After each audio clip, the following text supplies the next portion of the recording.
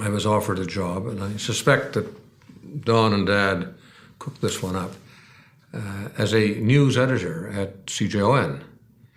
And so I showed up, and I was the summer relief. There were 6 men, they were all men working in the newsroom.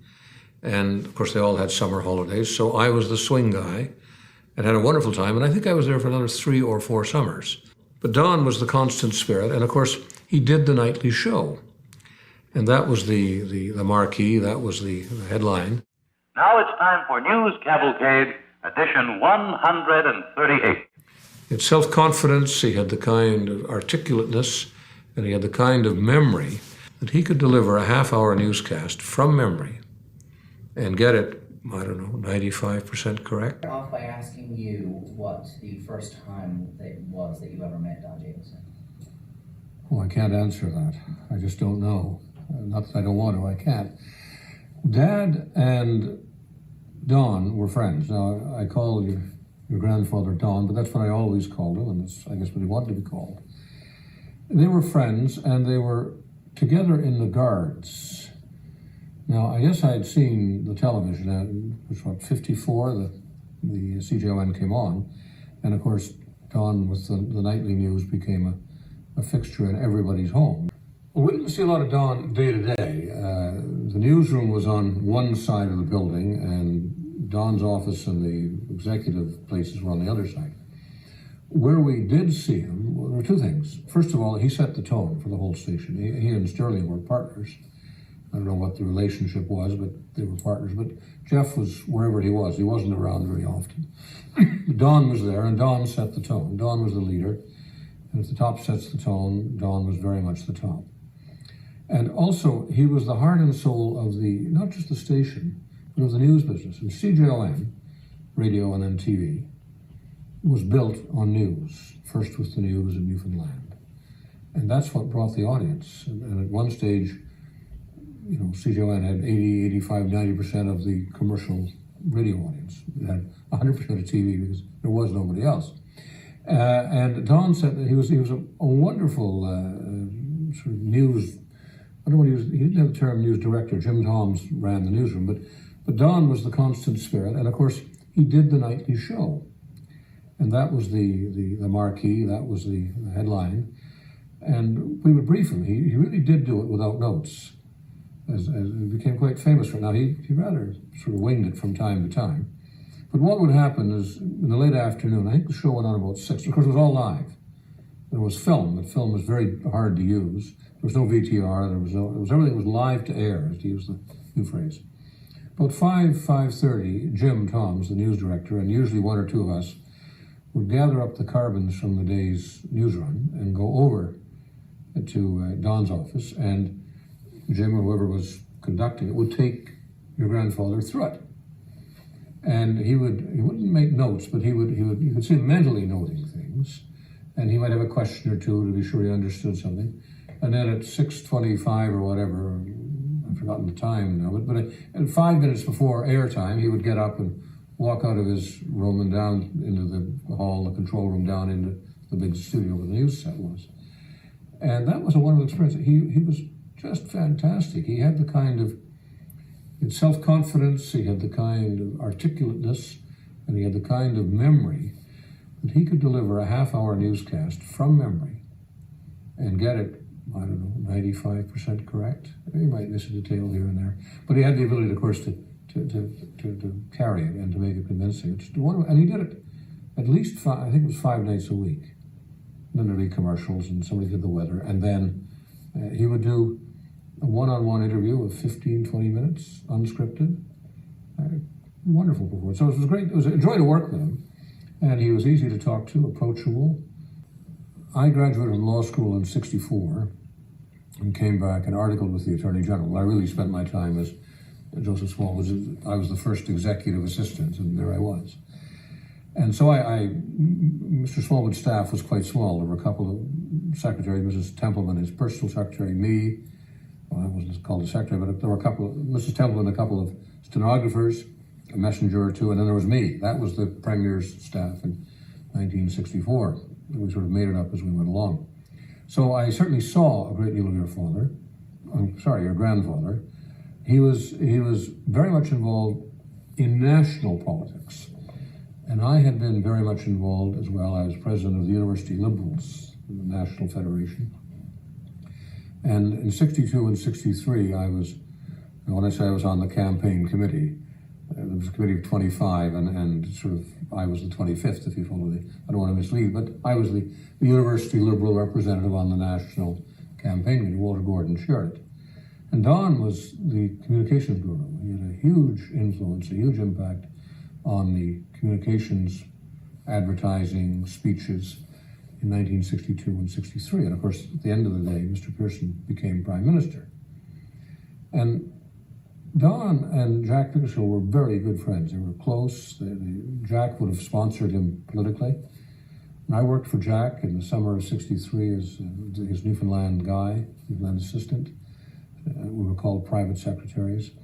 And so I was also part of the milieu. And so I knew early on that A, Jack Pickersgill was trying to persuade your father to run, and B, that your father was being persuaded. Your grandfather was being persuaded. Ches Carter, who held the House South Coast seat, had been there since 49. There was a seat coming up in the Senate, and Ches had let it be known he would be quite happy to be a senator, he'd stay in Ottawa but not have elections.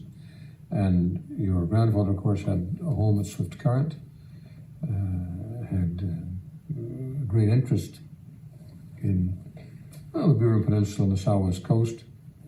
So it was a natural fit. And I guess, I don't know how old he was in 1966. He would have been mid-50s maybe. He was ready for a move, and the opportunity was there. So he went up and ran in what was then called Burin-Burgeo, won overwhelmingly.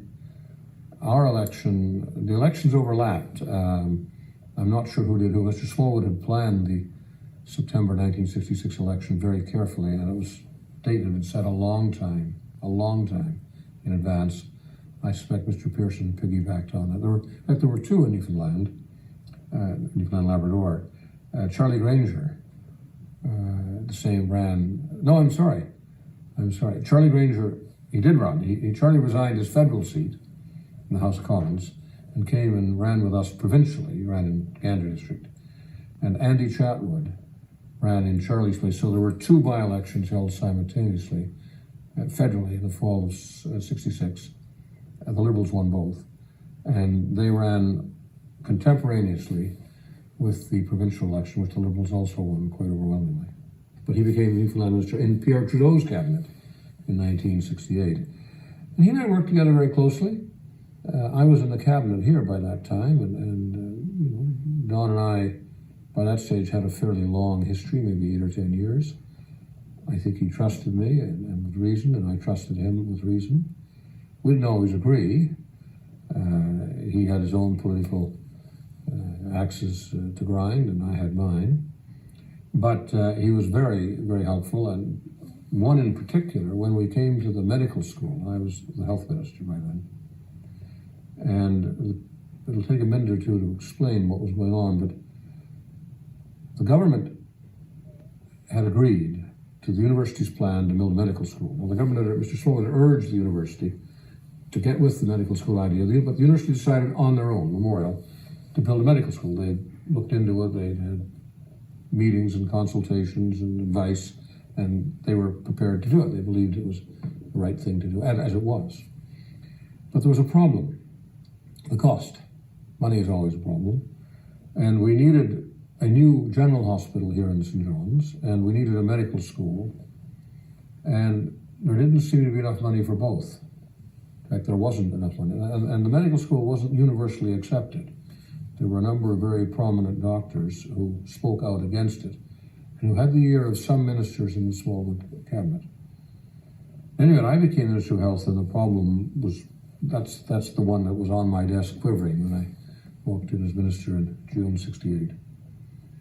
And there was a federal program called the Health Resources Fund, which came out of the Hall Royal Commission, the Medicare Royal Commission. And it had some money for medical schools, because we needed new medical schools in Canada.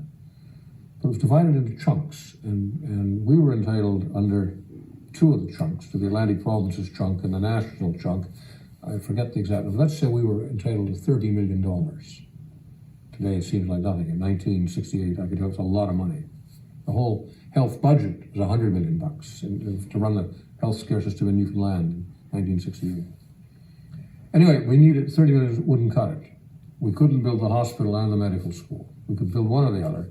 We had to have the hospital. The General was coming, it's now the Miller Center, was coming to the end of its life as a tertiary care hospital. But there was a chunk of the fund that was under the discretion of the minister. It was John Munro. And John Munro was one of the great unsung heroes. Well, I lobbied John, and I lobbied your grandfather, who wasn't a tough sell on this one. And together, we persuaded Brother Munro to give us the extra $10 million we needed. We got it. And the result is the medical school and the general hospital, now they're all combined in the Health Sciences Center. But as you know, to this day there's a sign that says medical school, general hospital, school of pharmacy. And your grandfather was certainly instrumental in that. And I think it's one of the best things I've been able to accomplish over the years I was in politics. The medical school, for whatever problems there may be, if we hadn't a medical school in Newfoundland today, we'd be in desperate shape.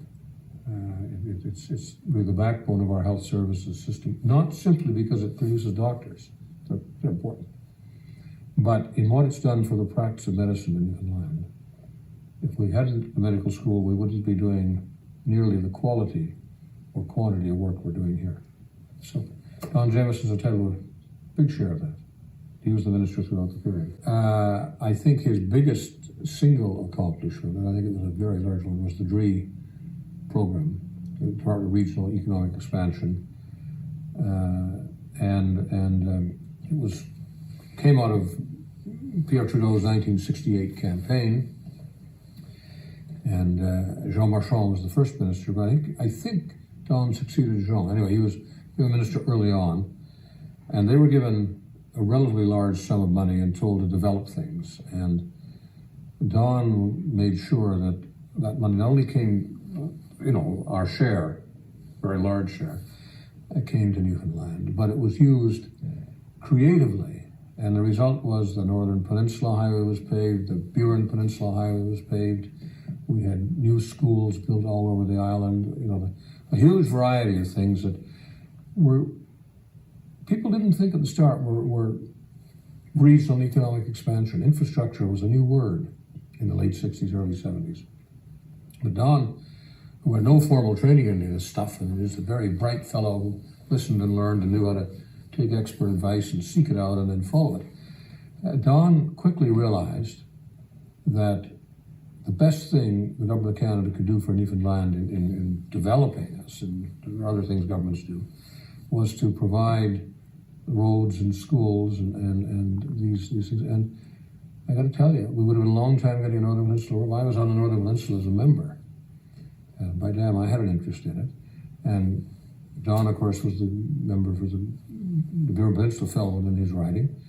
And, we'd have been a long time getting pavement, getting a modern two-lane paved highway, a long time later than we did if it hadn't been for trees. So I think that's probably his biggest accomplishment here in Newfoundland. Nationally, he had and to me it's a second hand, but he had a huge impact in the cabinet. Don was one of the handful of ministers who struck it off with Pierre Trudeau. And I'm not saying they always agreed. I'm not saying that Pierre always followed Don's advice. That would be folly. But I can tell you, and I've heard this from people who were there, not just from Don and Mr. Trudeau as well, but people who were there said that Don was one of the ministers whose counsel, COUN, counsel was sought and heeded. It doesn't mean they didn't agree on things. So many things they didn't agree on. But Don was a powerful minister, and that gave Newfoundland an edge over and beyond the role that came from Don being the Minister of DRE or the Minister of Transport or the other portfolios that he held.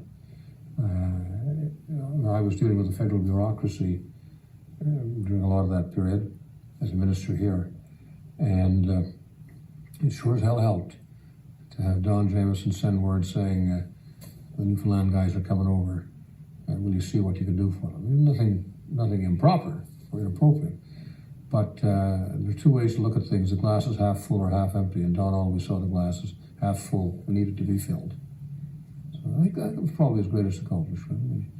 He became a spokesman for Canada. I think the job he most enjoyed was foreign affairs. He loved it. He enjoyed the travel. I think Barbara enjoyed the travel. They were very good. They were wonderful representatives of Canada. Very many pleasant weekends up in Swift Current or here in town. Barbara and he were great hosts. An invitation to dinner or a weekend was a very desirable thing. It was wonderful. And we were friends, years apart in age, but very much friends, and had a lot in common. We've been down a lot of roads together. Your grandfather believed in honesty. Not all politicians do. And he believed in telling the truth and doing what was right, and if it was not popular, so be it. You still do it and you take the consequences. Found him a man of his word and a man of honor, so I was quite prepared to be influenced or to take guidance and counsel. A superb communicator. I don't just mean in his ability to speak, and the ability may have been inherent, but he worked at it. It wasn't by accident. But he had ideas, and he read widely. I mean, I don't even know what happened, but there were a couple of thousand books in a building down at Swift Current, which was his office. I'm not sure he used it very often. It fronted on the highway. But he had read most of those books, and he thought, and he liked to talk about ideas. It wasn't intellectual as such, but very much in the world. Very interested in people, a shrewd judge of people. He knew a lot about Newfoundland. He knew a lot of Newfoundlanders, and he was good at reading people. And he also was very much interested in he went into politics not for ego. He probably would have made a great deal more money if he'd stayed in private sector and not had the aggravations that come with public life. But I think he genuinely believed he could do something, and I suspect, I don't know this, they're both dead, we'll never know now, but he and Jack had talked, Jack Pickersgill, and Jack knew, or Don knew that Jack was going to pack it in. Mr. Smallwood didn't. I was with Mr. Smallwood the day he got the news that Jack was retiring from the cabinet. And this left a huge gap. The federal minister is important, whoever he or she may be. We haven't had a woman yet, but someday we will, of course. But Smallwood and Pickersgill had worked together remarkably well. And Smallwood was quite shattered when Jack called. I don't know what passed between them, but I don't think they talked about it. We were driving back from Marystown on the highway, and I think it was the day that the fish plant was opened or the shipyard was opened. Anyway, he said, Jack's leaving, and he was quite shattered. Don and Smallwood never had quite the relationship, but I think Don went into politics because he believed he'd be the minister, and he was. There was a little hiccup with Richard and Don competing, and Smallwood said, well, we'll solve this in the short term by putting Charlie Granger in there, and that's what Mr. Pearson did. But Don saw his role as being able to help Newfoundland in Ottawa, and also to help, I suppose, Canada on a broader scale. But my interest at that stage was Newfoundland and Labrador, and I think that was his. And just a wonderful fellow to work with. I mean, he was good-humored. He could be cross. He could be angry. I never saw him depressed. I never saw him out of sorts. That doesn't mean I didn't see him 24 hours a day, 7 days a week. But I think I knew Don very well. And certainly one of the handful of people I would take as being an influence over the years, and a good influence. Learned a lot from him.